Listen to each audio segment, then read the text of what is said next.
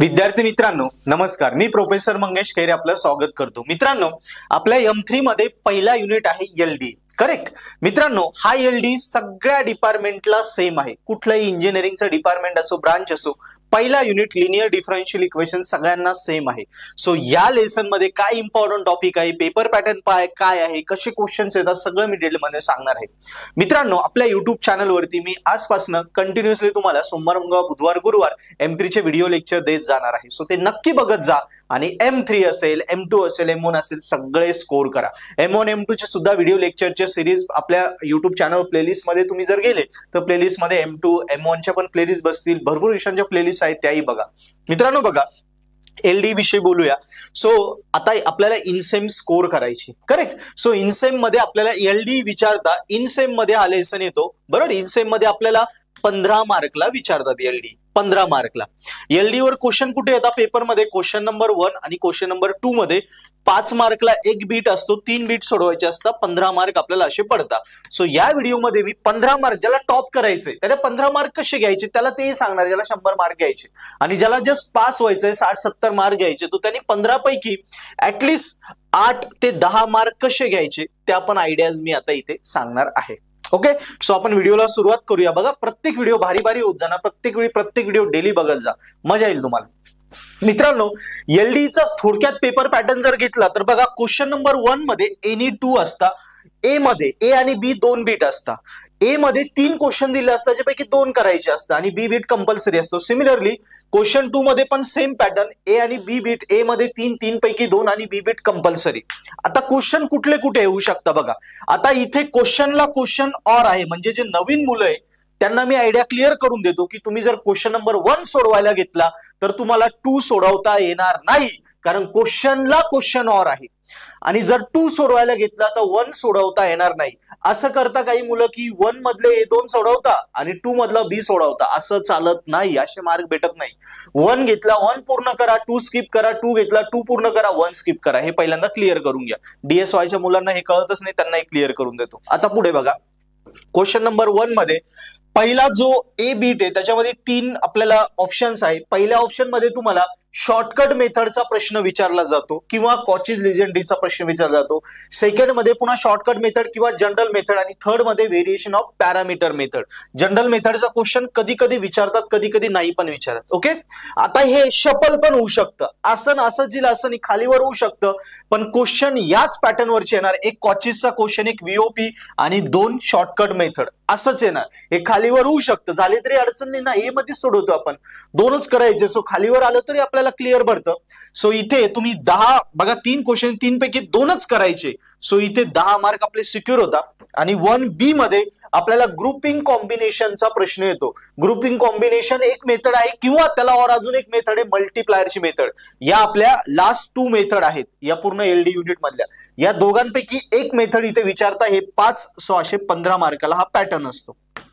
आता याच्यामध्ये इकडे बघा, क्वेश्चन 2 मध्ये मी सायमल्टेनियस दिलंय, काही डिपार्टमेंटला सायमल्टेनियस वर विचारता, काही डिपार्टमेंटला इलेक्ट्रिक सर्किट वर विचारता आणि सिव्हिल वगैरे त्या डिपार्टमेंटला इथे ते स्ट्रेंथचे वगैरे प्रॉब्लेम विचारता। ओके, सो त्या टाइपचे असतात। हे शफल पण होऊ शकतं, हा बी इकडचा बी इकडे आला, इकडचा बी इकडे गेला, असं पण होऊ शकतं, पण पॅटर्न हा असाच असतो, सेम बघा इकडे, इथेही सेम। एक क्वेश्चन नंबर 2A मध्ये VOP इथे येईल किंवा इथे येईल, दोघांपैकी एकाच ठिकाणी येईल, दोघीकडे VOP येणार नाही, दोघांपैकी एकाच ठिकाणी। शॉर्टकट मेथड आहे, शॉर्टकट मेथड आहे, एक VOP 2 शॉर्टकट मेथड आणि इकडे लिजेंड्री, इकडे कॉचीज आलं, इकडे लिजेंड्री मेथड येते आहे, इकडे ग्रुपिंग मल्टीप्लायर आला, तिकडे सायमल्टेनियस किंवा इलेक्ट्रिक सर्किट किंवा सिव्हिल साठी स्ट्रेंथचे प्रॉब्लेम। या टाइपचे आपला M3 चा पेपर पॅटर्न आहे LD चा। सो आता ज्याला आउट ऑफ मार्क पाडायचे ना 15 पैकी 15, सो त्यांनी ह्या पॅटर्नने फुल प्ले स्टडी करा, या पॅटर्नने। ओके, याच्यामध्ये 15 पैकी 15 पाडायचे, तरी काही स्किप करायचं असेल तर काय काय स्किप करू शकता मी सांगतो बघा।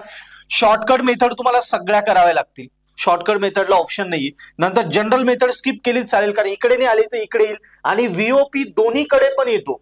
VOP जो आहे व्हेरिएशन ऑफ पॅरामीटर, तो 99% दोन्ही पण क्वेश्चन मध्ये येतो। एखाद्या वेळी असं होऊ शकतं की एकाच क्वेश्चन मध्ये विचारला जातो, असे 3 नाही दोघांपैकी एकच येईल आणि इकडे एक येईल, असं दोन्ही ठिकाणी विचारलं जातं व्हीओपीचे क्वेश्चन.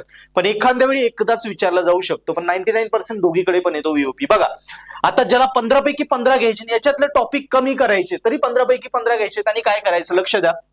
बघा M3च्या नंबर ऑफ ट्रिक्स आयडियाज मी शिकवत जाणार आहे पूर्ण आपल्या सिरीज मध्ये, बघा जा, मजा येईल तुम्हाला. बघा मित्रांनो, आणि M3 मराठीत शिकणार आहे आपण, म्हणजे तो डोक्यात फिक्स जाणार. याच्यामध्ये ज्या आहे जनरल मेथड डायरेक्ट स्किप करून टाका, जनरल मेथड स्किप करा, बरोबर. त्याच्यानंतर शॉर्टकट मेथड जे आहे, शॉर्टकट मेथड तुम्हाला सगळ्या करावं लागतील, आठीच्या आठी, तिथे ऑप्शन नाही. नंतर शॉर्टकट मेथडला जोडून बघा, शॉर्टकट मेथड झाल्या, शॉर्टकट मेथड तुम्हाला आयडियाज देऊन देतो.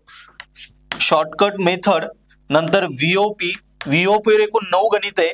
ओके, जे मी पर्पल ऍप मध्ये पण दिले ते 9 गणितच करा, त्यापैकी एक येतं. शॉर्टकट मेथड या 8 आहेत, त्या पूर्ण करा. आणि कॉचीज लिजेंडरी मधला कुठला तरी एक करा, समजा कॉचीजच घ्या, लिजेंडरी ऑप्शनला पडून जाईल. काय काय ऑप्शन टाकलं आपण, व्हेरी जनरल मेथड ऑप्शन टाकली, लिजेंडरी ऑप्शन टाकली, आलं. आणि इकडे ग्रुपिंग कॉम्बिनेशनचं गणित करून घ्या, मल्टीप्लायर आणि कॉम्बिनेशन. सो हे ग्रुपिंग आणि मल्टीप्लायर हे टॉपिक करा. सो 2 टॉपिक आपण याला टाकले, ऑरला टाकले, तरी आपले near about 15 mark cover up होता. इथे कॉचेसला जोडी तुम्हाला लिजेंडरी टाकावं लागेल कधी कधी, जर विचारलं तर एक असू द्या ऑप्शनला, मग आपल्याला याच्यात 15 मार्क येतात. फक्त जनरल मेथड आपली ऑरला जाते, आणि सायमल्टेनियस इलेक्ट्रिक सर्किट पण ऑरला जाते. बघा तो किती टॉपिक ऑरला टाकले आपण, 1, 2 आणि इलेक्ट्रिक सर्किट वगैरे 3 टॉपिक आपण जर ऑरला टाकले, तरी आपल्याला एवढं केलं तर 15 पैकी 15 मार्क पडतं. म्हणजे सगळं करण्याची गरज नाही. आणि ज्याला फक्त 8 ते 10च मार्क पडायचे, त्यांनी काय करा, फक्त हे व्हीओपीचे 9 क्वेश्चन करा जे मी सांगितले. लक्ष द्या, हा जो आहे व्हेरिएशन पॅरामीटर, याचे 9 क्वेश्चन हे परफेक्ट करा. याच्यापैकीच कायमस्वरूपी प्रश्न फिरत असतात, थोडा एखाद्या वेळी चेंज होऊ शकतो, पण 90% हेच क्वेश्चन येतात. हे 9 क्वेश्चन करा, हे मी पर्पल ऍप मध्ये सगळे दिलेले, तिथून बघून घ्या. व्हीओपी झाला, व्हीओपीचे 5 मार्क फिक्स होता, बरोबर. इकडे किंवा इकडे व्हीओपी येणारे, कधी कधी दोघीकडे पण, 99% दोघीकडे पण येतो, पण एका ठिकाणी जरी आला तर 5 मार्क भेटतात. आता दुसरं, ग्रुपिंग कॉम्बिनेशन आणि मल्टीप्लायर करून ठेवा, बरोबर.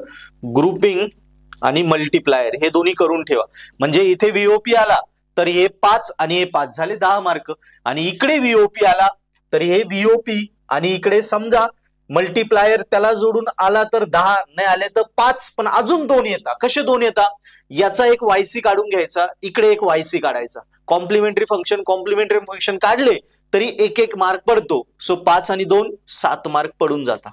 बघा, आणि जर व्हीओपी आणि ग्रुपिंग कॉम्बिनेशन सोबत आले तर 5 आणि 5 10 मार्क पडून जातात. पण 99% तुम्हाला 10 मार्क पडणारच आहे, कारण असं होतंच, व्हीओपी 2दा आल्यामुळे ग्रुपिंग कॉम्बिनेशन एका ठिकाणी येणार आहे, व्हीओपी दोघीकडे, म्हणजे इकडे व्हीओपी ग्रुपिंग कॉम्बिनेशन आहे, तो क्वेश्चन करून घ्या ना, तुम्हाला झाले 10 मार्क, कळालं. आणि यदा कधी बॅड लक झालं, असं एखाद्याच वेळ होऊ शकतं, तर त्या केसमध्ये 2 वायसी काढून ठेवायचे, याचा एक वायसी, याचा एक वायसी, व्हीओपी करून टाकायचा.